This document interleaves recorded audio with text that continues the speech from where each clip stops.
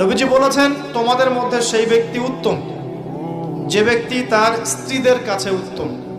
আর তিনি বলছেন, আমি মুহাম্মদ সাল্লাল্লাহু আলাইহি ওয়াসাল্লাম, আমি আমার পরিবারের কাছে উত্তম। স্ত্রী যতক্ষণ পর্যন্ত আপনাকে সার্টিফিকেট না দিচ্ছে যে আপনি উত্তম চরিত্রের অধিকারী, আপনি ভালো, আপনি সৎ, ততক্ষণ পর্যন্ত জান্নাতে যাওয়া কঠিন আছে। এবার তো মেয়েরা সুযোগ পেয়ে গেল মনে হয়। স্ত্রীদের সার্টিফিকেট লাগবে।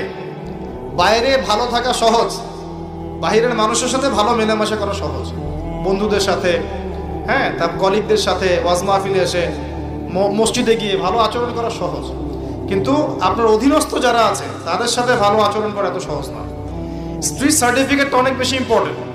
এই কারণে যাদের স্ত্রীরা সার্টিফিকেট দেয় যে আমার স্বামী ভালো, আমার স্বামী সৎ, আমার স্বামী দানশীল, আমার স্বামী ভালো চরিত্রের মানুষ, ইনশাআল্লাহ তাআলা এই ব্যক্তির জান্নাতে যাওয়া অনেক সহজ হয়ে যাবে।